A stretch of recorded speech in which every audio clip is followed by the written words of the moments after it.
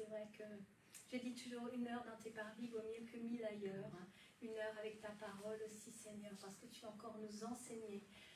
Merci, Seigneur, pour ce message que tu as mis sur mon cœur, que l'Esprit, ton Saint-Esprit, Papa, ton Esprit Saint, veut communiquer ce matin. Merci que ce message prenne vie en chacun de nous, en chacune de nous, Seigneur, pour que ta vie descende sur cette terre.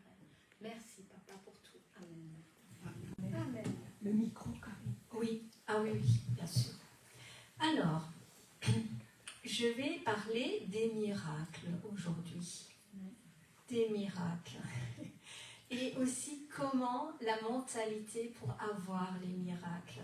La mentalité qu'il nous faut pour recevoir le miracle, les déclarations que nous pouvons faire pour recevoir, pour nous approprier les miracles. C'est le surnaturel de Dieu, mais de toute façon, Dieu, on ne peut pas le vivre de façon naturelle.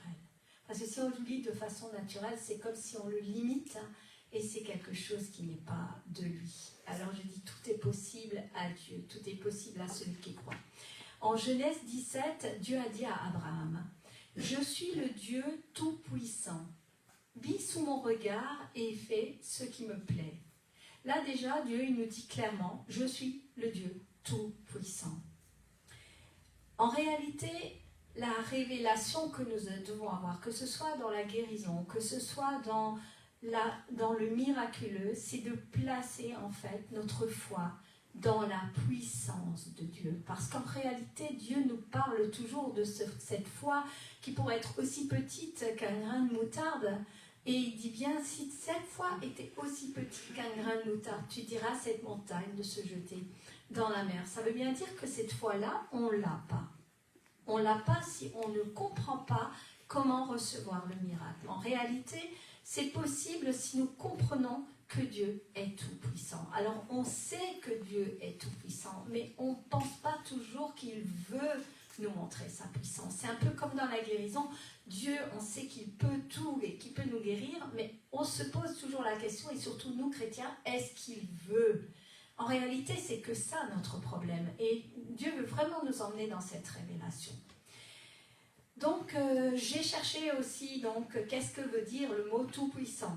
Alors, il dit, la toute-puissance signifie qu'aucune force de destruction ne peut rivaliser avec lui et qu'aucune force du mal ne peut altérer sa puissance de miséricorde et de pardon. Parce qu'on a parlé la semaine dernière de la puissance de la résurrection, et là, est-ce que c'était mercredi ? Non, mercredi c'était Méla, donc c'était vraiment dimanche. Et donc, encore une fois, la toute-puissance signifie qu'aucune force de destruction ne peut rivaliser avec lui, avec Dieu, et qu'aucune force du mal ne peut altérer sa puissance de miséricorde et de pardon. On nous dit que Dieu est omnipotent, c'est-à-dire qu'il est le tout-puissant, qui a un immense, énorme pouvoir. C'est aussi un attribut qui signifie que rien de ce qui est ne pourrait être ou pourrait être n'échappe à sa création ou à son pouvoir. La toute-puissance, c'est qu'il est le souverain dominateur de toutes choses.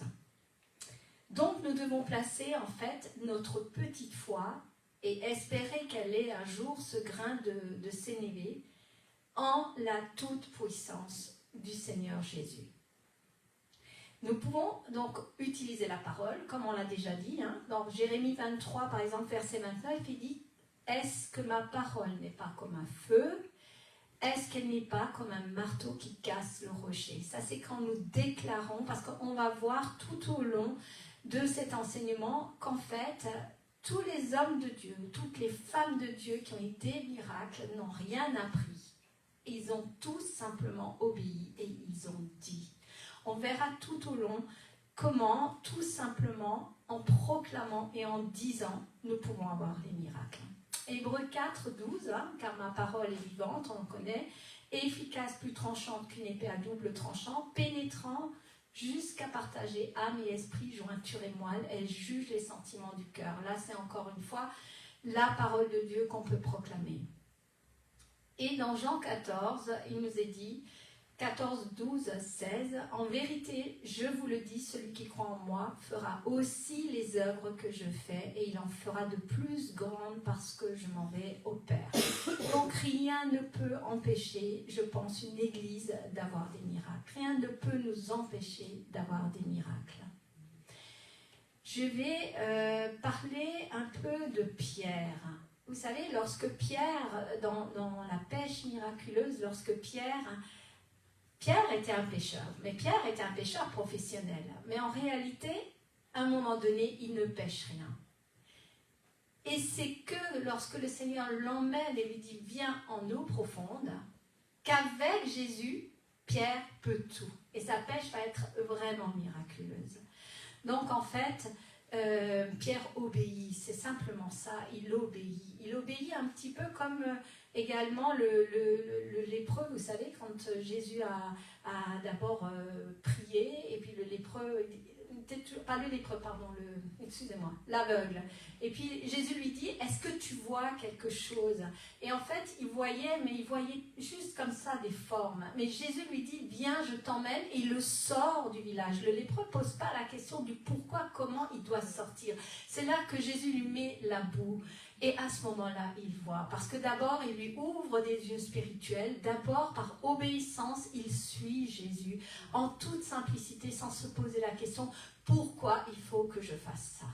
Et je crois vraiment que notre vie chrétienne doit être basée sur cette obéissance devant une situation, devant une épreuve, devant une montagne, devant une maladie, devant quelque chose que quelqu'un demande.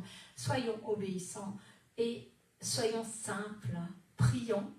Et en sachant que ce n'est pas nous ne sommes rien, mais que tout a été accompli, on l'a dit ce matin encore, à la croix, et que tout est une question de placer notre petite foi dans la puissance du Seigneur.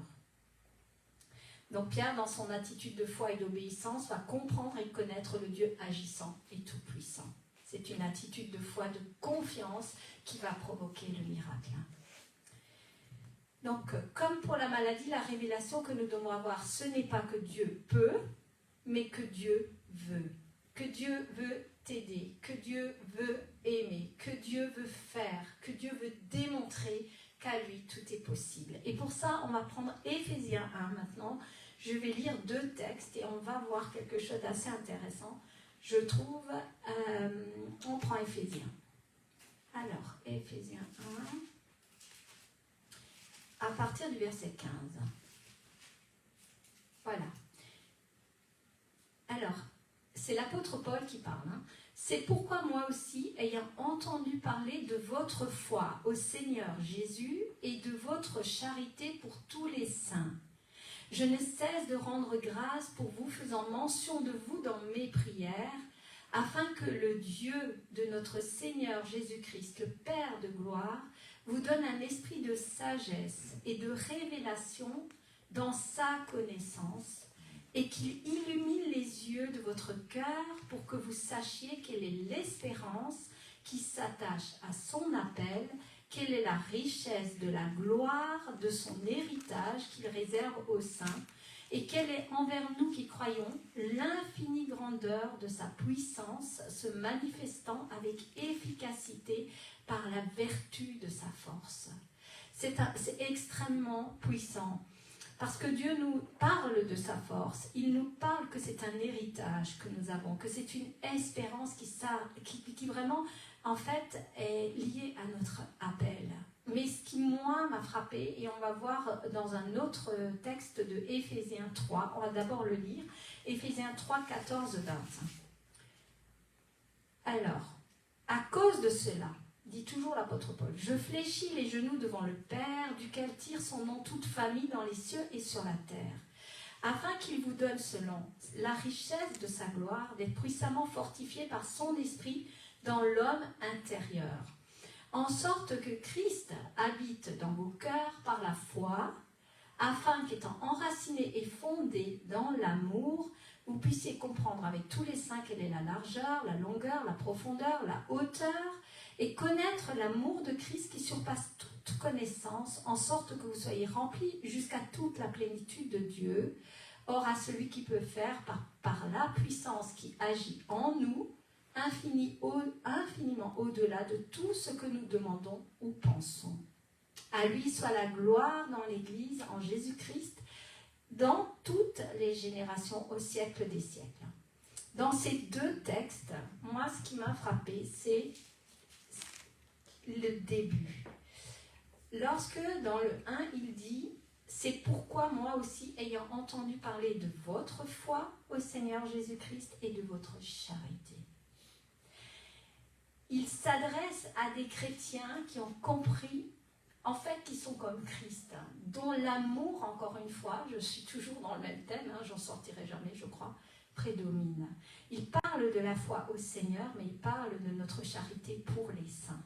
Dans le 3, on a de nouveau la même chose, c'est pareil, c'est...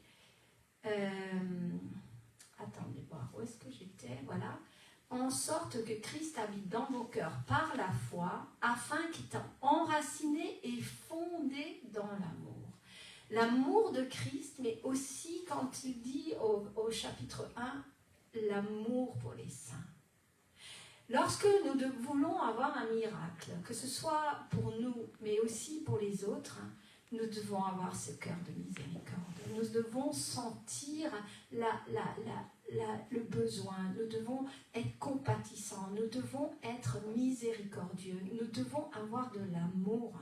Sans l'amour, on ne peut pas guérir quelqu'un. Sans sentir comme Jésus sentait, on ne peut pas. Et vraiment, après, Dieu nous promet sa toute-puissance, mais il s'adresse par 2 fois à des chrétiens dont la foi est vraiment en Christ et enracinée et fondée dans l'amour. Et c'est vraiment important de demander au Seigneur cette réalité. C'est une réalité de foi et d'amour qui est pour la construction du royaume de Dieu, qui est la base même du Christ, sa façon de réagir. Et vraiment, je pense que Dieu cherche des hommes et des femmes qui sont remplis de foi par le Saint-Esprit et qui ont un nouvel état d'esprit. C'est vraiment un nouvel état d'esprit. Quel que soit, parce que vous savez, moi, ça m'est arrivé de me dire, mince, cette personne, elle demande ça. Je ne parle même pas de la guérison, mais il faudrait peut-être d'abord qu'elle règle ça. C'est pas ce que le Seigneur faisait. C'était pas l'état d'esprit du Seigneur. Le Seigneur Jésus guérissait d'abord, pardonnait d'abord le paralytique, guérissait, prouvait le miracle et enseignait après. C'est pas l'inverse. Et si on ne comprend pas ça, on ne va pas rentrer dans cette réalité de miracle. Dans Éphésiens 1, Éphésiens 3, c'est vraiment important de le relire. Vraiment, on peut le relire. Et d'ailleurs, il parle dans les deux situations aussi, surtout dans le 1, mais aussi dans le 3. Il parle de l'esprit de révélation et l'esprit de connaissance, qui va venir que grâce à ça. Il dit... afin que le Dieu de notre Seigneur Jésus-Christ, le Père de gloire, vous donne un esprit de sagesse, de révélation dans sa connaissance. Il parle bien de la connaissance de qui était Jésus-Christ pour que nous-mêmes, nous soyons pareils. Alors, nos défis, je dirais aujourd'hui, c'est de se poser la question. Où est-ce qu'on en est avec notre foi dans la puissance de notre Dieu qui est si bon et qui peut tout faire? Et quel est le degré de ma foi et également de mon amour pour les autres? C'est une question à se poser. Et quels vont être également les mots et les paroles qui vont sortir de ma bouche face à la situation des autres ou à la nôtre? C'est facile de voir où on en est si on se pose ces questions. Lorsque nous allons réaliser la résurrection du Seigneur Jésus, on peut prendre Éphésiens 1, 20, et des promesses, nous réaliserons la puissance. En fin de compte, la puissance de Dieu, elle se manifeste totalement dans la résurrection du Christ. On l'a parlé tout à l'heure, mais on peut le prendre encore une fois. Éphésiens 1, 20. Je vais le prendre. Voilà. Il l'a déployé en Christ, en le ressuscitant des morts, en le faisant asseoir à sa droite dans les lieux célestes, au-dessus de toute domination, de toute autorité, de toute puissance, de toute dignité et de tout nom qui peut se nommer, non seulement dans le siècle présent, mais encore dans le siècle à venir. Et il a tout mis sous ses pieds et l'a donné pour chef suprême à l'Église. Vraiment, Quand on réalise ce que le Père a fait et ce que Jésus a fait à la croix, nous comprenons la toute-puissance de Dieu. La résurrection, c'est ça. C'est une façon de montrer la toute-puissance. La réussite de la première Église et le succès était l'amour qu'ils avaient les uns pour les autres, l'amour qu'ils avaient pour leur Dieu, pour leurs frères, pour leurs sœurs en Christ, et la connaissance révélée de la puissance extraordinaire de Dieu manifestée pour sa gloire. Il n'y avait vraiment aucune tiédeur. Il n'y avait aucun doute. Ils avaient tout simplement foi dans la puissance de Dieu. Ils croyaient en cette puissance face à l'adversité, face aux problèmes, face aux épreuves. Et en fait, ils ne vivaient pas l'Église de façon naturelle. Ils vivaient l'Église de façon surnaturelle. Ils n'avaient pas peur, surtout ça. Et tout à l'heure, on a parlé de l'esprit de peur. Moi, parfois, vraiment, je sais que sur certaines situations, pas forcément dans la foi, mais dans certaines situations, je me laisse freiner, et parce que voilà. Et alors, ils n'avaient pas peur. Rien ne les arrêtait. Et leur foi était placée dans la puissance réelle de Dieu. Ils avaient élevé leur foi vers celui à qui rien n'était impossible. Ils n'avaient pas peur non plus de s'asseoir, on a parlé hier, lors des études bibliques, sur la table ou à côté de la table, enfin avec les moqueurs, on dit, ne t'assieds pas à la table des moqueurs. Vous savez, les moqueurs, c'est parfois les religieux secs, qui ne croient pas. Non? C'est vrai? Ou qui disent, c'est pas ça qui est important. Bien sûr que ce n'est pas ça qui est important. Ce qui est plus important, c'est que les gens rencontrent le Seigneur. Mais pourquoi alors le Seigneur a fait autant de miracles? Pourquoi il veut en faire encore aujourd'hui? Voilà. Guérir, les miracles, ça fait partie tout simplement du message. Du message, et même pas pour le réveil, du message de sa puissance, c'est ça, du message de sa toute souveraineté puissante. Il est puissant, il est tout puissant. C'est comme ça. C'est ça. D'ailleurs, dans Romains 15, ça c'est l'apôtre Paul qui dit « J'ai donc sujet de me glorifier en Jésus-Christ vis-à-vis de Dieu, car je n'oserais rien mentionner que Christ n'ait fait pour moi, pour amener les païens à l'obéissance en parole et en œuvre. » On est en plein dans le message du miracle aussi là. Les guérisons, en fait, on va dire, témoignent de la compassion du Seigneur. C'est pour ça que je disais, nous ne pouvons pas avoir de guérison si notre cœur est sec. Par contre, les miracles témoignent de la puissance de Dieu et les prodiges, de l'énormité de la puissance de Dieu. C'est encore autre chose. Voilà. Donc, on va voir maintenant, on va prendre Josué 6 à partir du verset, je vais prendre Josué 6, à partir du verset 12, on va lire quelque chose. Hop là, pardon, voilà. On va voir maintenant aussi comment, voilà, verset 12, je l'ai, 16. Josué se leva de bon matin et les sacrificateurs portèrent l'arche de l'Éternel. On va prendre les 7 sacrificateurs qui portaient les 7 trompettes retentissantes devant l'arche de l'Éternel se mirent en marche et sonnèrent des trompettes. Les hommes armés marchaient devant eux et l'arrière-garde suivait l'arche de l'Éternel. Pendant la marche, on sonnait des trompettes. Pourquoi est-ce que j'ai pris ça? C'est la prise de Jéricho, oui c'est ça. On va prendre surtout à partir... Le 7e jour, ils se levèrent de bon matin, dès l'aurore, et ils firent de la même manière 7 fois le tour de la ville. Ce fut le seul jour où ils firent 7 fois le tour de la ville. À la 7e fois, comme les sacrificateurs sonnaient des trompettes, Josué dit au peuple, « Poussez des cris, car l'Éternel vous a livré la ville. » À partir du verset 20, on a autre chose. Le peuple poussa des cris et les sacrificateurs sonnèrent des trompettes. Lorsque le peuple entendit le son de la trompette, il poussa de grands cris et la muraille s'écroula. Le peuple monta dans la ville, chacun devant soi. Là, on voit une situation, en fait, où il faut ouvrir sa bouche, où il faut tout simplement ouvrir sa bouche, parler, vous savez, contre le problème, contre un peu comme chaque fois qu'il y a eu, on va prendre David aussi, moi je vais prendre David, on va prendre 1 Samuel 17, vous allez voir comment David également a fait. Alors, donc, hop, 1 Samuel 17, on va prendre à partir du verset 4. Voilà, c'est, vous savez, la situation avec Goliath.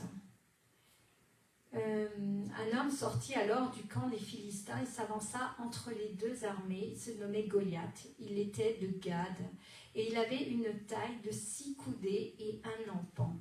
Sur sa tête était un casque d'airain et il portait une cuirasse à écailles du poids de 5000 cycles d'airain.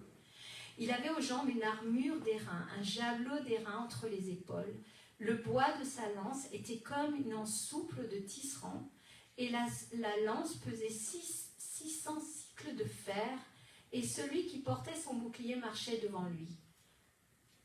On voit comment, en fait, Goliath était armé, physiquement armé. Je ne vais pas tout lire, mais je vais prendre après, à partir du verset 45, parce qu'on ne peut pas tout lire, mais on le connaît tous, mais c'est important de savoir.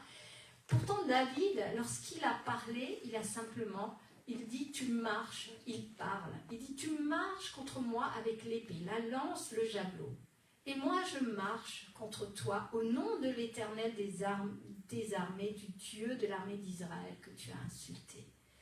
Et en fait, aujourd'hui, l'Éternel te livrera entre mes mains, je t'abattrai et je te couperai la tête. Aujourd'hui, je donnerai les cadavres du camp des Philistins aux oiseaux du ciel et aux animaux de la terre, et toute la terre saura qu'Israël a un Dieu. Vous voyez? Et aussi, il dit bien, et toute cette multitude saura que ce n'est ni par l'épée, ni par la lance que l'Éternel sauve. Car la victoire appartient à l'Éternel, et il vous livre entre nos mains. En réalité, il a juste parlé, mais parce qu'il connaissait la puissance de son Dieu. L'autre, il est arrivé, il était hyper chargé. Puis à un moment donné, il dit même, elle a mis la même chose. Sauf que David, qui était tout petit, il ne pouvait même pas. Il ne pouvait pas venir avec tout ça. Mais il avait autre chose. Et surtout, il a dit, il a parlé. C'est très important de comprendre que nous pouvons parler contre nos problèmes. Là, je vais continuer. Aussi, dans les prières, on en a parlé ce matin, c'était important. En fait, le peuple de Dieu priait avec ferveur. Alors j'ai cherché le mot ferveur. On dit avec ardeur, avec zèle, avec des sentiments vifs, des sentiments affectueux. On dit avec lesquels on se porte aux choses de charité. Prier Dieu avec ferveur, servir Dieu avec ferveur. Ça veut dire de façon passionnée, de façon enthousiaste, de façon animée, avec un sentiment vif. Et parfois, lorsque nous prions ou lorsque nous louons, on peut ne pas faire ça avec ferveur. Et donc, l'Église d'autrefois priait avec ferveur. C'était des prières de foi qui osaient vraiment aller plus loin. C'est-à-dire oser voir déjà le résultat, oser s'approprier déjà le résultat. Des prières de foi qui ne s'arrêtaient aussi devant rien. Des prières qui persistaient et qui confessaient la grandeur de Dieu et la toute-puissance de Dieu. On dit aussi la prière véhémente. Vous savez, dans Jacques 5, on parle pas de la prière fervente, mais on dit véhémente. C'est pareil, forte, une prière forte, impétueuse, avec des sentiments et des expressions puissantes. Pour ça, des fois, c'est vrai qu'on entend des prières toutes douces, c'est bien, mais je ne sais pas si Dieu les entend en fait. Dieu entend toutes nos prières, mais en réalité, c'est vrai qu'il y a quand même, comme disait ce matin Monique, les agressifs qui s'emparent du royaume. Et je crois que c'est ça aussi. Mais encore une fois, c'est la foi qui va nous faire confesser comme ça. C'est la foi qui va nous faire parler comme ça. Car notre langage ne peut pas dépasser le niveau de notre foi. Nous ne pouvons pas déclarer quelque chose avec un niveau de foi, petite poussière, mais je veux dire, si notre foi en ce Dieu Tout-Puissant n'est pas là, nos déclarations, elles vont être tièdes. Vous voyez ce que je veux dire? Moi, j'aime prier dans les champs. Quand des fois ça ne va pas, je vais dans les champs. Je crie à Dieu. Je crie sur les situations. Je dis des choses à Dieu. Et après, je dis, Seigneur, si ma prière est un tant soit peu charnelle, pardonne et détruis-la par ton feu. Mais si elle est à ta gloire, multiplie-la. Il y a toujours ça, hein, parce que des fois, nous pouvons aussi être charnels. Et d'ailleurs, régulièrement, j'annule tout ce qui est charnel. Je prie, tout ce qui est charnel, papa, soit détruit. Nos prières, mes prières, vos prières. Parce que on ne peut pas, parce que sinon c'est la sorcellerie chrétienne. On pourrait sinon, parce qu'on est fervent, parce qu'on est zélé, on pourrait avoir et ce serait dangereux. Ce serait dangereux. Donc vraiment, nous ne pouvons pas prier de façon charnelle. C'est très important. Donc voilà, ce langage ne peut pas dépasser la limite de notre foi. Il y a une vie qui accompagnera nos dires. C'est la ferveur. C'est-à-dire, pendant qu'on prie, il y a la vie qui vient avec. C'est-à-dire, là, oui, je crois, Seigneur, que tu vas faire ça. Oui, je sais, Seigneur, que tu vas faire ça. Et vraiment une conviction, une position dans nos réactions, une position dans nos attitudes. Car tous les jours, il y a des situations qui veulent nous faire tomber. Tous les jours, on est devant des situations dans nos vies personnelles où on veut nous bloquer. Vraiment, le diable est efficace de ce côté-là. Et là, comme Pierre disait, seul je ne peux pas, mais avec Christ je peux tout. Donc il faut vraiment un réveil dans nos têtes, il faut qu'on comprenne où est-ce qu'on a oublié, avec quel Dieu on marche, parce que c'est ça finalement, avec quel Dieu nous marchons. Que rien ne peut nous arrêter. Nous poser aussi la question dans quelle situation on avait oublié tout ça. Dans quelle situation dans nos vies on a oublié que Dieu était tout puissant. Après, encore une fois, comme j'ai dit, Dieu est souverain.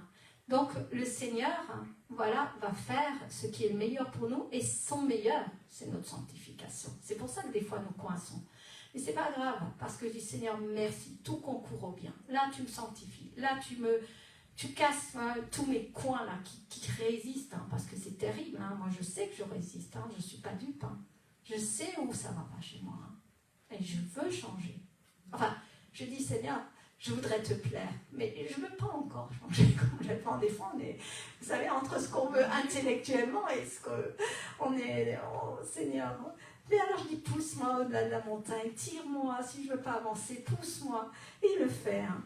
Posez-vous vraiment cette question. Et remplaçons le je ne peux pas, je ne crois pas, par une foi qui ose, par une foi qui agit, par une foi qui parle. Hein? Et rappelons-nous encore hier ce qu'on a dit, parce que ce qu'on a dit, c'est ce qu'on a cru. Ce que nous avons dit, c'est ce que nous avons cru. Donc, changeons ça. Voilà, ça je vous l'ai dit. On va prendre la méthode aussi de Dieu. Dans Josué 3, on va revenir un petit peu à Josué. Josué 3, on verra que c'est de nouveau de la proclamation. On va prendre à partir du verset 5. Josué dit ça. Josué dit au peuple, sanctifiez-vous, car demain, l'Éternel fera des prodiges au milieu de vous. En fait, c'est Josué qui parle. Et en réalité, au verset 7, c'est Dieu qui dit à Josué, aujourd'hui je commencerai à t'élever aux yeux de tout Israël, afin qu'il sache que je serai avec toi comme j'ai été avec Moïse. Mais voyez-vous, c'est Josué qui a parlé le premier. Sanctifiez-vous. Sanctifiez-vous, car demain, l'Éternel fera des prodiges. Il était tranquille. Hein. Bon, après, il avait été choisi, hein, tout comme Moïse, mais quand même. Hein. Chaque homme et chaque femme, encore une fois, qui a accompli un miracle, ne l'a pas appris. Mais il l'a dit par la foi en la puissance de Dieu. C'est finalement plus simple qu'on croit. Si entendre. Et regardez, on va aller 2 minutes dans Genèse. On va aller dans Genèse 1. Genèse 1. Lorsque, verset 1, 2, 3, au commencement Dieu créa la terre, les cieux. La terre était informe. Elle était vide et il y avait des ténèbres à la surface de l'abîme et l'Esprit de Dieu se mouvait au-dessus des eaux. Mais Dieu dit que la lumière soit. Et en réalité, il y avait du vide. Dieu a parlé contre le vide. Et nous devons parler contre le vide dans nos vies pour appeler les choses. Des fois, c'est vide, mais nous appelons. Nous ne prions pas que Dieu fasse. Nous appelons. D'ailleurs, mais là, on a parlé mercredi. Nous devons, nous, prendre cette autorité d'appeler à la réalité le miracle. Après, encore une fois, si Dieu n'est pas d'accord, si ce n'est pas le temps de Dieu, c'est autre chose. Ça ne nous appartient plus. Mais je vous assure, ça marche. Alors, Genèse 1, verset 26 aussi.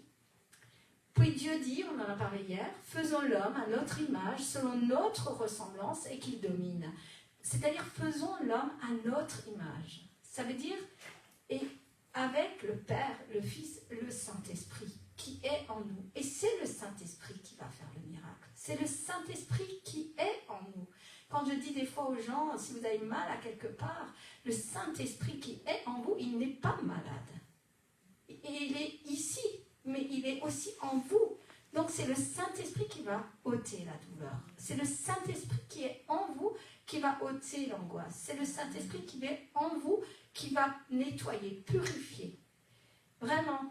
Et au chapitre 3, verset 22, on dit, l'Éternel dit, voici, l'homme est devenu comme l'un de nous pour la connaissance du bien et du mal. Empêchons-le maintenant d'avancer sa main, de prendre de l'arbre de la vie, d'en manger et de vivre éternellement. Bon, la connaissance du bien et du mal, on peut aussi la voir un peu dans ce que j'avais comme révélation tout au départ, là, sur Éphésiens, le bien et le mal, mais aussi notre cœur. Notre cœur qui est important, mais bien sûr le bien et le mal du péché, toujours bien entendu. Voilà, donc Dieu a parlé contre le vide. Nous devons nous poser la question quand nous avons la dernière fois parlé contre nos heures sombres.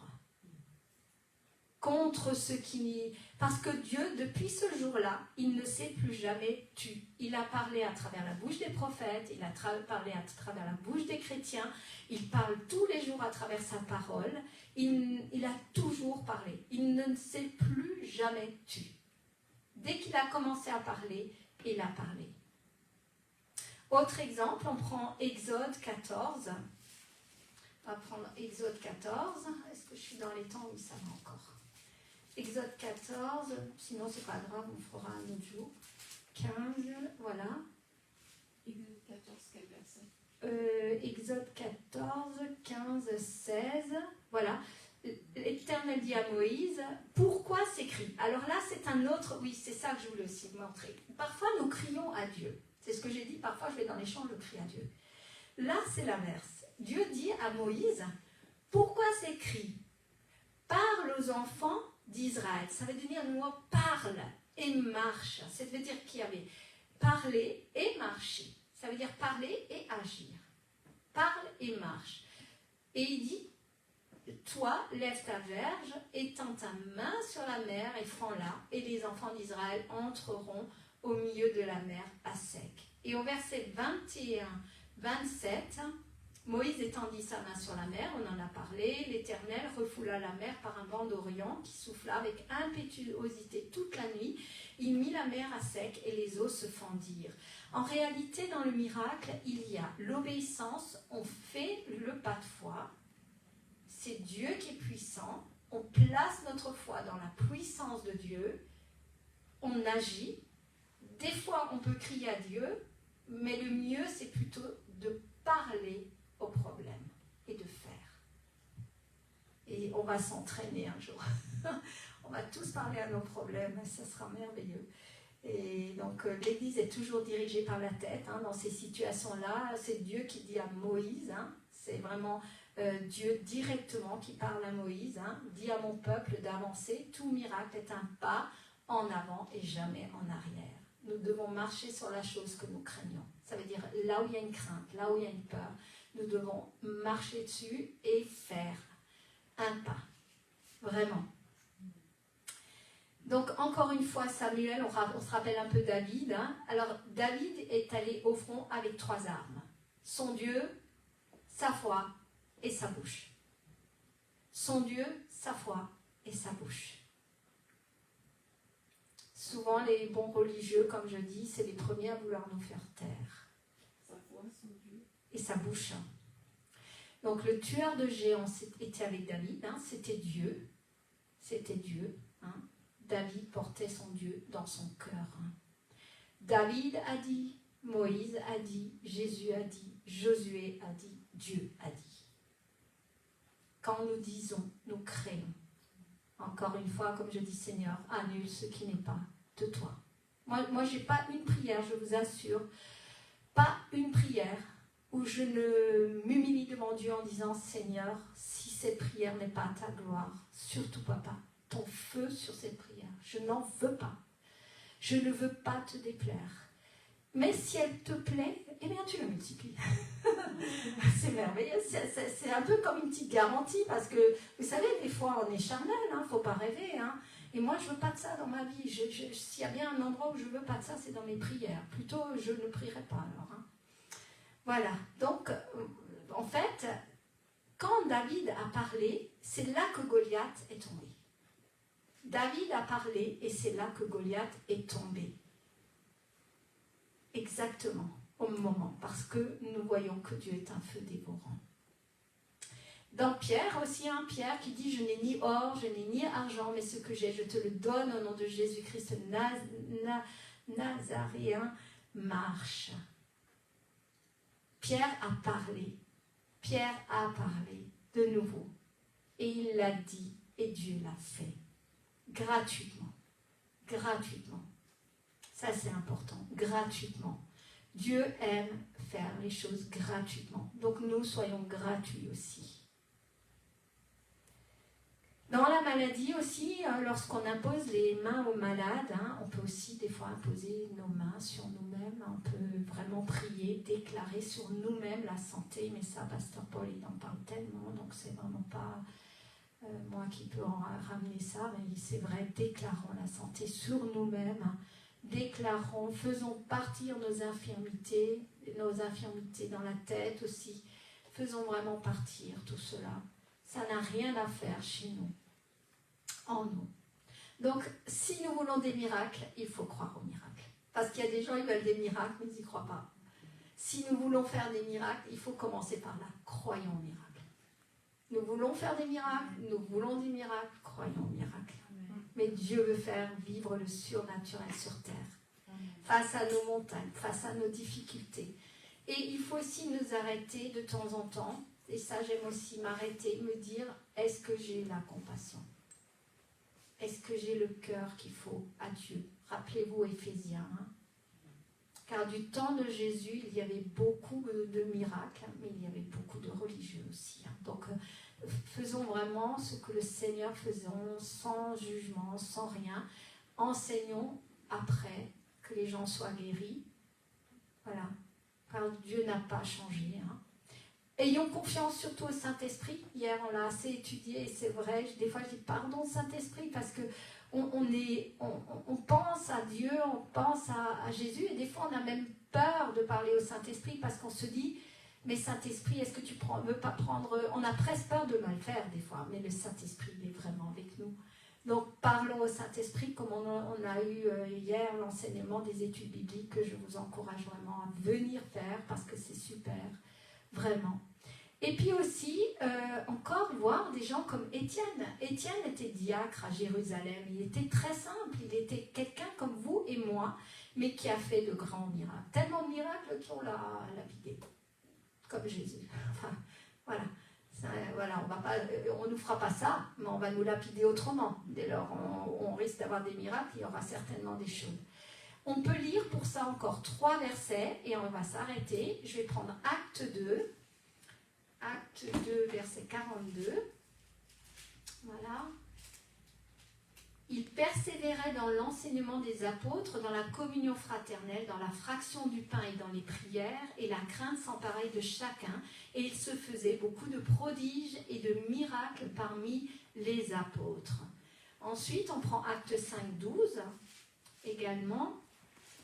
Beaucoup de miracles et de prodiges se faisaient au milieu du peuple par les mains des apôtres, et ils se tenaient tous ensemble au portique de Salomon, et aucun des autres n'osait se joindre à eux, mais le peuple les louait hautement, et le nombre de ceux qui croyaient au Seigneur, hommes et femmes, s'augmentait de plus en plus, en sorte qu'on apportait les malades dans les rues et qu'on les plaçait sur les lits et des couchettes, afin que lorsque Pierre passerait, c'était hier aussi, son ombre au moins couvrit quelqu'un d'eux. La multitude accourait aussi des villes voisines de Jérusalem, amenant les malades, des gens tourmentés par des esprits impurs, et tous étaient guéris. Et on prend encore Acte 6 au verset 8. Étienne, plein de grâce, de puissance, faisait des prodiges et de grands miracles parmi le peuple.